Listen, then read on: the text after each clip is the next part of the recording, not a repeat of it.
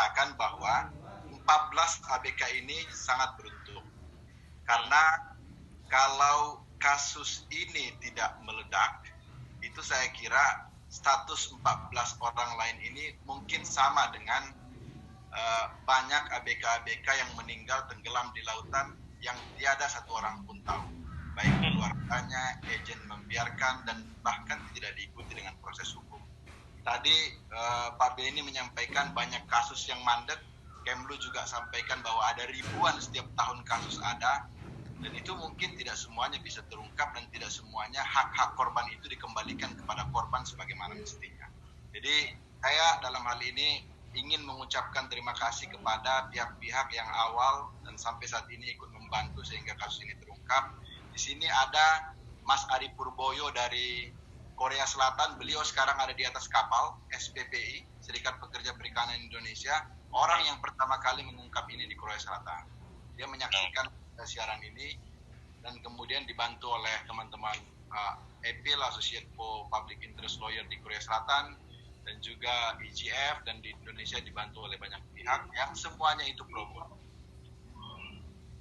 Selanjutnya saya ingin sampaikan bahwa sekarang kasusnya itu sudah naik ke penyidikan sejak kemarin. Tadi malam tim kita melakukan pendampingan sampai sekitar jam 11 malam, dan adapun pasal yang disangkakan itu pasal 4 Undang-Undang TPPO, yakni barang siapa yang mengeluarkan orang ke luar negeri dengan maksud untuk eksploitasi. Jadi saya berharap sama dengan semangat Bareskrim Polri dan juga Dirtipidum Bareskrim Polri yang ingin menyelesaikan kasus ini secara tuntas. Selanjutnya ingin saya sampaikan, jadi kami dari penasihat hukum cukup kecewa ketika kasus ini hanya gembar-gembor masalah pelarungan, ya. Jadi dibuang mayat ke laut dan sebagainya. Untuk konsumsi media mungkin boleh-boleh saja, tapi jangan sampai kita maupun pemerintah fokus ke pelarungan. Yang perlu kita pertanyakan adalah bagaimana mungkin dalam waktu 9 bulan sampai 12 bulan itu ada 4 orang warga negara kita dalam satu kapal yang jumlahnya cuma 20 orang meninggal dunia kalau tidak terjadi sesuatu. Ternyata setelah kita telusuri lebih lanjut, memang terjadi sesuatu di atas kapal. Pertama begini, saya sampaikan bahwa ini di luar banyak yang menyatakan ini penyakit menular. Sampai detik ini tidak ada satupun pemeriksaan kesehatan baik ke 14 ABK maupun yang meninggal itu menyatakan bahwa ini penyakit menular. Cina menyatakan karena dasar penyakit menular maka mereka boleh dilarung. Yang meninggal di Busan yang kemudian dibawa ke Medan itu clear tidak ada penyakit menular.